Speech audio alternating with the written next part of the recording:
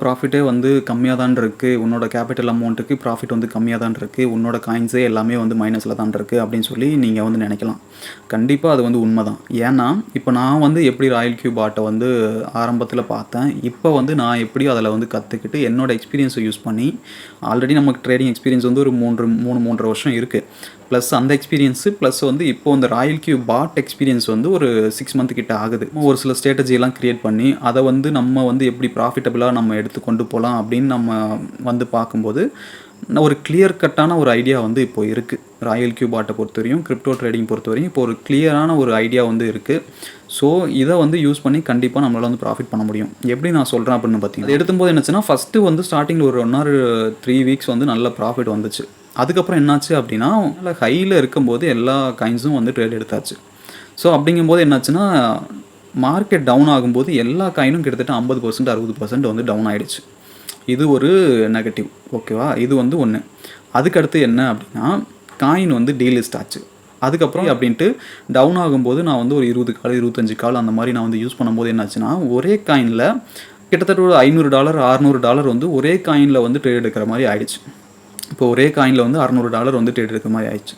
சரி, அது வந்து ரெக்கவர் ஆகி வந்துரும் அப்படின்னு சொல்லி நம்ம வெயிட் பண்ணிட்டு இருக்க டைம்ல என்னாச்சு அப்படின்னா, இந்த காயின் டீலிஸ்டிங் அப்படின்னு சொல்லி ஒண்ணு வந்துச்சு.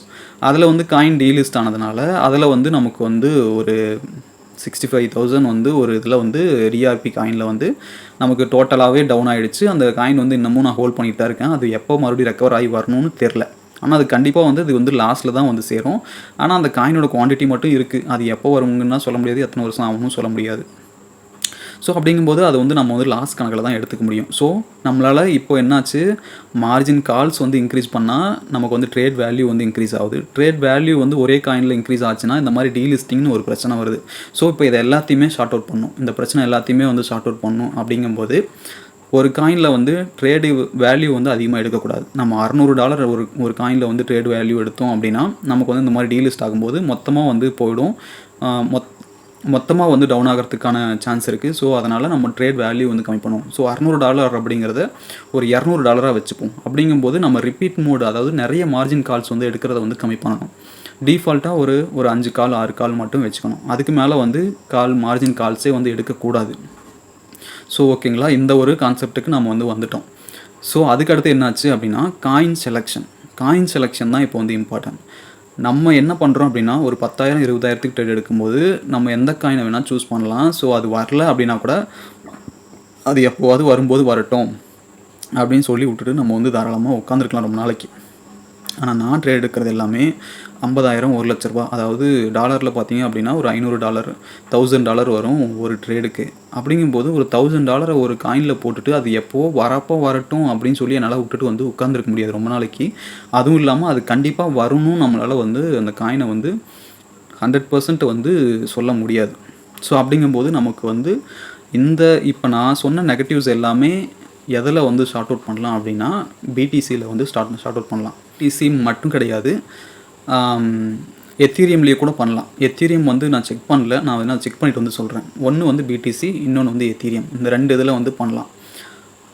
அப்படி ஆனால் நம்ம பிளெண்டாக அதுவும் வந்து நம்ம ஜஸ்ட்டு போய் இந்த பிடிசி எத்தீரியமில் மட்டும் வந்து ட்ரேட் எடுத்துட்டோம் அப்படின்னா நமக்கு வந்து ப்ராஃபிட் வந்துருமா அப்படின்னு கேட்டால் கண்டிப்பாக வந்து வராது. மார்க்கெட் சுச்சுவேஷனுக்கு ஏற்ற மாதிரி அந்த செட்டிங்ஸை வந்து கஸ்டமைஸ் பண்ணணும். ஏன்னா நம்ம ராயல் கியூப் ஆர்ட்டில் வந்து ஒரு 2-3 டைப்பில் வந்து ட்ரேட் வந்து பண்ணலாம்.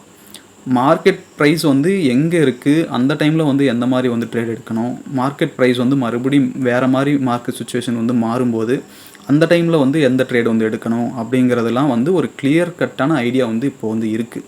ஸோ இதெல்லாம் வந்து இம்ப்ளிமெண்ட் பண்ணலாம். அப்படிங்கும்போது இப்போ நம்மளோட காயின்ஸ் எல்லாமே வந்து மைனஸில் இருக்குது. அதனால் உங்கள்கிட்ட வந்து என்னால் ப்ரூஃப் வந்து காமிக்க முடியல. ஸோ ஒன்ஸ் வந்து அதெல்லாம் நீங்கள் பார்க்கும்போது கண்டிப்பாக வந்து இந்த ராயல் கியூப் ஆர்ட் யூஸ் பண்ணுற நிறைய பேர் வந்து நம்ம ரெஃபரலில் ஜாயின் பண்ணுறதுக்கு நிறைய சான்ஸ் இருக்குது. ஏன்னா ஒரு தனிப்பட்ட ஸ்கில் ஒன்று இருக்கும். அந்த ஸ்கில்லை டெவலப் பண்ணுறதுக்கு அவங்க ரொம்ப நாளாக அந்த ஃபீல்டில் வந்து உழைச்சிருப்பாங்க. ஸோ அப்படி ஒரே ஃபீல்டில் அவங்க நிறைய விஷயத்த பார்க்குறதுனால தான் அவங்களோட எக்ஸ்பீரியன்ஸ் வந்து அதிகமாகும், அவங்களோட ஸ்கில்லு வந்து டெவலப் ஆகும். ஸோ இப்போ நான் வந்து ட்ரேடிங்கில் இருக்கேன் அப்படின்னா என்னை வந்து நீங்கள் வந்து யூஸ் பண்ணிக்கலாம் உங்களோட ட்ரேடிங்க்கு. ஸோ அவ்வளோதான் கைஸ், இதுதான் என்னோடய ட்ரேடிங் ஜர்னி. இதில் இன்னும் நிறைய விஷயத்த வந்து நான் வந்து மிஸ் பண்ணிட்டேன். நான் வந்து ஒரு ஃப்ளோவில் சொல்லும்போது நிறைய விஷயம் வந்து முன்னாடி வந்து வீடியோ எடுக்கலாங்கன்னு யோசிச்சுட்டு இருக்கும்போது நிறைய விஷயம் வந்து திங்க் பண்ணுறேன். ஆனால் வந்து வீடியோ க்ரியேட் பண்ணும்போது நிறைய விஷயத்த வந்து சொல்ல மறந்துடுறேன். ஸோ பார்ப்போம். அடுத்த வீடியோவில் இன்னும் சில நிறைய அப்டேட்ஸ், என்னோட நாலேஜ், எக்ஸ்பீரியன்ஸ் எல்லாத்தையும் வந்து ஷேர் பண்ணுறேன். ஸோ கண்டிப்பாக நம்ம சேனலை சப்ஸ்கிரைப் பண்ணி பெல் ஐக்கானை கிளிக் பண்ணி வச்சிட்டிங்க அப்படின்னா நம்ம சேனலில் போடுற வீடியோஸ் எல்லாமே வந்து உங்களுக்கு அப்டேட்டில் வரும். நம்ம ட்ரேடிங் கம்யூனிட்டியோட லிங்க் வந்து டிஸ்கிரிப்ஷனில் கொடுத்துருக்கேன். யாருக்காவது தேவைப்பட்டுச்சு அப்படின்னா நீங்கள் வந்து ட்ரேடிங் கம்யூனிட்டியில் வந்து ஜாயின் பண்ணிக்கோங்க.